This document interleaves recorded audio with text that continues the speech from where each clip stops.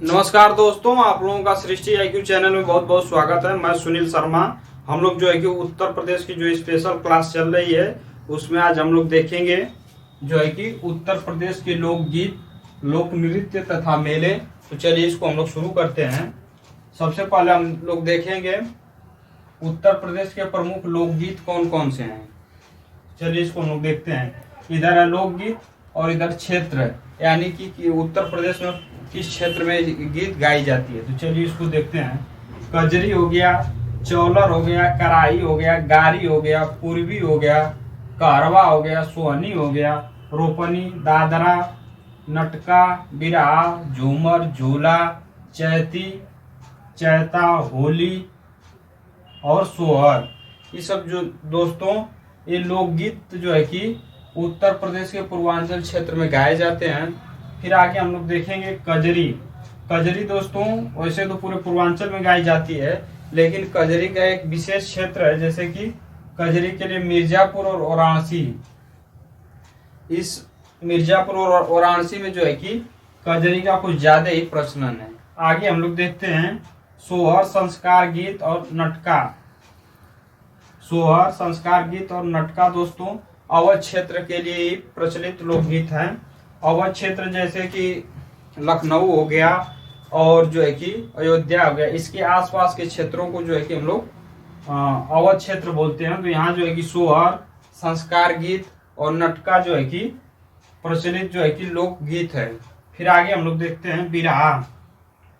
बिरहा दोस्तों वैसे तो पूरे पूर्वांचल क्षेत्र में गाया जाता है, पूरे प्रदेश में भी बिरहा का प्रचलन है, लेकिन बिरहा का खास तौर पर पूर्वांचल में कुछ ज्यादा प्रचलन है।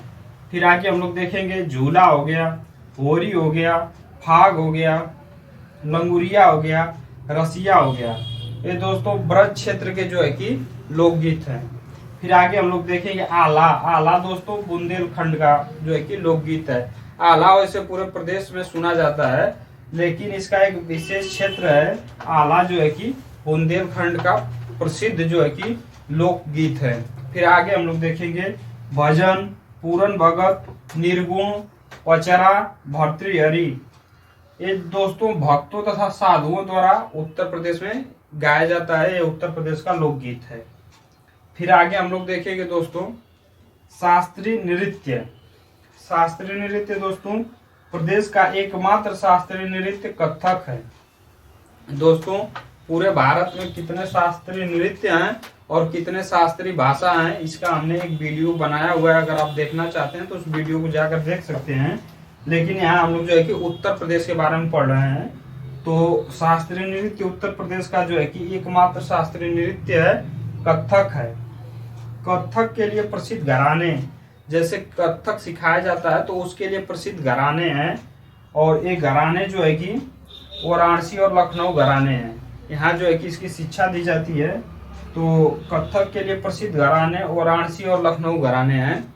फिर आगे हम लोग देखेंगे बिंदादीन, शंभू महाराज, लच्छू महाराज, कालका महाराज, फिर अच्छन महाराज, बिरजू महाराज, तनुश्री आदि दोस्तों ये जो है कि लखनऊ घराने के नर्तक हैं, और ये फेमस नर्तक है। एग्जाम में पूछ लेता है दोस्तों सीधे सीधे कि शंभू महाराज किस घराने से संबंधित हैं या लच्छू महाराज किस घराने से संबंधित हैं। तो इसको आप लोग जो है कि याद कर दीजिएगा।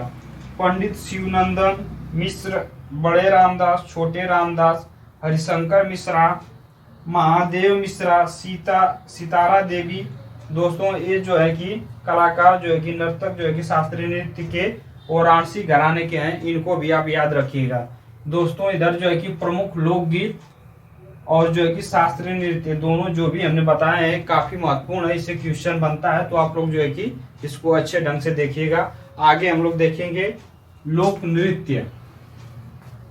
यहाँ हमने देखा है शास्त्रीय नृत्य, अब हम लोग देखेंगे लोक नृत्य। इधर हेडिंग है लोक नृत्य और इधर है कि क्षेत्रफल, क्षेत्र। तो लोक नृत्य हम लोग देखेंगे कहाँ कहाँ कौन कौन से लोक नृत्य किए जाते हैं। तो ख्याल नृत्य, उत्तर प्रदेश में एक लोक नृत्य है ख्याल नृत्य। ख्याल नृत्य दोस्तों पुत्र के जन्मोत्सव पर किया जाता है और एक बुंदेलखंड क्षेत्र में किया जाता है। बुंदेलखंड का फेमस है जो है कि ख्याल नृत्य। और ये कब किया जाता है, तो जब पुत्र का जन्म होता है उसी के पुत्र के जन्मोत्सव पर ख्याल नृत्य किया जाता है और ये बुंदेलखंड में किया जाता है। फिर आगे हम लोग देखेंगे शायरा, सौरा या शायर एक ही है लेकिन अलग अलग नाम है। इसको कहीं कहीं शायरा बोला जाता है, कहीं सौरा बोला जाता है या शायर बोला जाता है। ये नृत्य फसल काटते समय किया जाता है, ये भी बुंदेलखंड का है। फिर आगे हम लोग देखेंगे राई या मयूर नृत्य, ये महिलाओं द्वारा जन्माष्टमी पर किया जाता है और ये भी जो है कि बुंदेलखंड का है। इसके बाद आगे हम लोग देखेंगे पाई डंडा नृत्य। दोस्तों पाई डंडा नृत्य अहिर समाज द्वारा किया जाता है और ये भी बुंदेलखंड का है।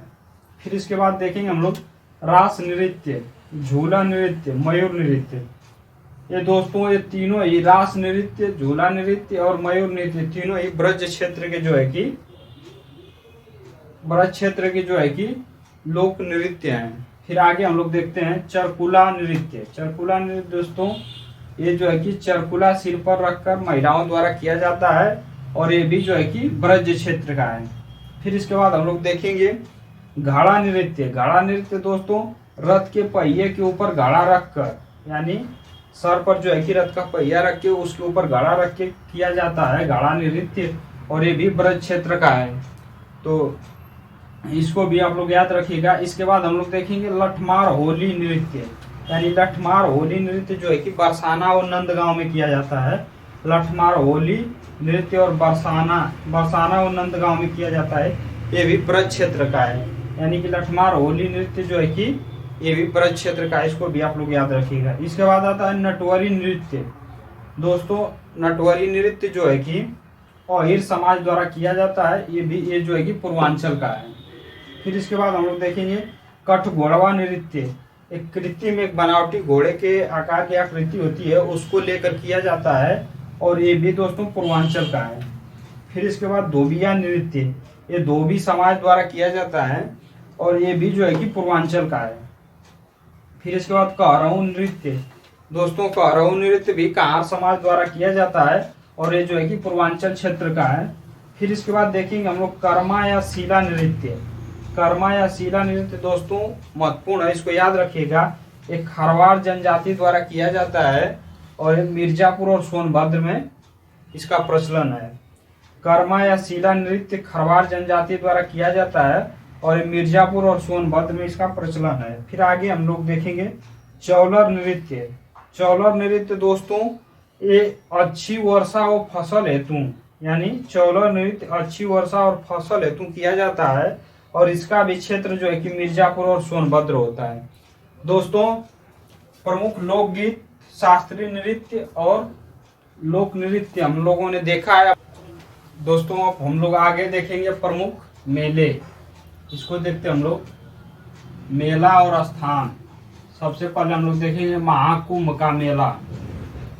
महाकुंभ का मेला दोस्तों प्रयागराज में यानी इलाहाबाद में लगता है। इलाहाबाद का वर्तमान नाम जो है कि प्रयागराज है और प्रयागराज में लगता है प्रत्येक 12वें वर्ष, यानी कि हर 12वें साल जो है कि महाकुंभ का मेला लगता है। कहाँ? प्रयागराज में। और ये विश्व का सबसे बड़ा मेला होता है, तो इसको ध्यान रखिएगा आप लोग। महाकुंभ का मेला विश्व का सबसे बड़ा मेला और कहाँ लगता है? तो प्रयागराज में और प्रत्येक 12वें वर्ष। ठीक है, अब आगे चलते हम लोग कुंभ मेला। कुंभ मेला दोस्तों जो है कि प्रयागराज में भी कुंभ का मेला लगता है और ये भी प्रत्येक महाकुंभ के 6वें वर्ष। एक बार महाकुंभ लग जाएगा तो उसके 6वें वर्ष जो है कि कुंभ का मेला लगेगा। पहले दोस्तों कुंभ होता था और जो है कि अर्ध कुंभ होता था, लेकिन जब से जो है कि 2019 में जो है कि इसका नाम बदल के कुंभ को जो है कि महाकुंभ कर दिया गया और अर्ध कुंभ को जो है कि कुंभ कर दिया गया। यानी कि पहले जो महाकुंभ का नाम था वो कुंभ मेला था, तो उसका नाम बदल के महाकुंभ कर दिया गया और जो अर्ध कुंभ था उसका नाम बदलकर कुंभ कर दिया गया। तो आप लोग याद रखिएगा महाकुंभ का मेला प्रयागराज में लगता है प्रत्येक 12वें वर्ष और जो है कि विश्व का सबसे बड़ा मेला होता है। फिर दूसरा है कुंभ मेला, ये भी प्रयागराज में लगता है और जो है कि प्रत्येक महाकुंभ के 6वें वर्ष लगता है। फिर इसके बाद आगे हम लोग देखेंगे माघ मेला। माघ मेला दोस्तों ये भी काफी महत्वपूर्ण है, इसको भी याद रखिएगा। ये भी प्रयागराज में लगता है और जिस वर्ष महाकुंभ अथवा कुंभ यानी कि महाकुंभ और कुंभ को छोड़कर प्रतिवर्ष लगता है। यानी कि जिस वर्ष कुंभ का मेला लगेगा और या अर्ध या कुंभ का या महाकुंभ का मेला लगेगा उस वर्ष को छोड़कर प्रतिवर्ष जो है कि माघ मेला लगता है प्रयागराज में। इसको ध्यान रखिएगा आप लोग। इसके बाद आता है बटेश्वर मेला। ये भी पशुओं का मेला है बटेश्वर मेला, और इसमें जो है कि ऊँटों का मेला लगता है, इसका खरीद और बिक्री की जाती है। तो बटेश्वर मेला कहाँ जो है कि ऊँट मेला है और ये कहाँ लगता है, तो आगरा में लगता है। इसको ध्यान रखिएगा आप लोग। ददरी मेला। ददरी मेला दोस्तों पशु मेला है और ये जो है कि बलिया में लगता है, काफी महत्वपूर्ण है, इसको याद रखिएगा आप लोग। ददरी मेला पशु मेला है और बलिया में लगता है। फिर आगे हम लोग देखते हैं नौचंदी मेला। नौचंदी मेला दोस्तों चैत माह में लगता है और कहाँ लगता है, मेरठ में लगता है। फिर कंस मेला। कंस मेला दोस्तों मथुरा में लगता है, कंस मेला मथुरा में लगता है। फिर हरिदास जयंती मेला कहाँ लगता है, वृंदावन दोस्तों, काफी महत्वपूर्ण मेला है, कई बार एग्जाम में पूछा हुआ है। तो हरिदास जयंती मेला कहाँ लगता है, वृंदावन में लगता है दोस्तों। कभी कभी वृंदावन नहीं देता है तो मथुरा दे देता है, तो मथुरा आप ऑप्शन में मारेंगे। लेकिन जब वृंदावन और मथुरा दोनों ऑप्शन में रहेगा तो आप मथुरा ना मार के वृंदावन मारिएगा। यानी हरिदास जयंती मेला जो है कि वृंदावन में लगता है। फिर आगे हम लोग देखेंगे देवा शरीफ मेला बाराबंकी। देवा शरीफ मेला बाराबंकी में लगता है दोस्तों, ध्यान रखिएगा आप लोग। फिर सैयद सलार मेला। सैयद सलार मेला दोस्तों बहराइच में लगता है। कलिंजर मेला। कलिंजर मेला जो है दोस्तों बांदा में लगता है। फिर कजरी मेला जो है दोस्तों महोबा में। फिर इसके बाद देवी पाटन मेला। देवी पाटन मेला जो है कि बलरामपुर। नककटैया मेला महत्वपूर्ण मेला है दोस्तों, याद रखिएगा आप लोग। नककटैया मेला चेतगंज वाराणसी में लगता है। नककटैया मेला चेतगंज वाराणसी में लगता है। फिर इसके आगे है रथ यात्रा मेला, ये भी वाराणसी में लगता है।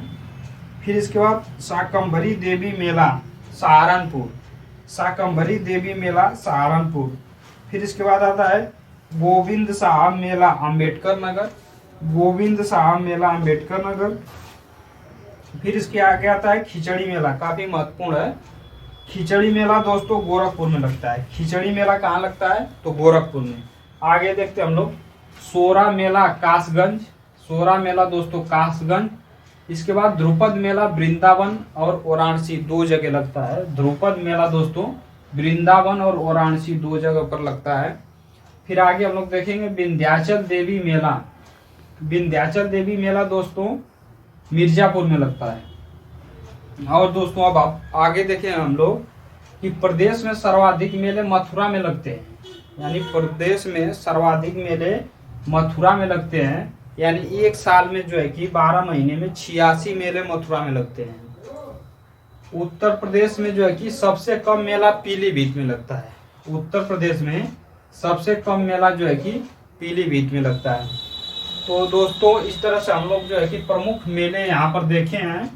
और दोस्तों काफ़ी जो है कि महत्वपूर्ण सभी मेले हैं। हमने जो है कि इसको अच्छे ढंग से छांट कर निकाल कर इस टॉपिक का इसका नोट्स बना के आप लोगों को हमने बताया है। तो इस वीडियो को 1-2 बार आप लोग देखिएगा। और एक टॉपिक महत्वपूर्ण है, आप लोग जो है कि ध्यान से 1-2 बार देखेंगे तो याद हो जाएगी। और वीडियो अच्छी लगेगी तो इसको जो है कि लाइक करिएगा और चैनल को सब्सक्राइब कर लीजिएगा। और आज के लिए इतना ही रहने देते हैं। बहुत बहुत धन्यवाद।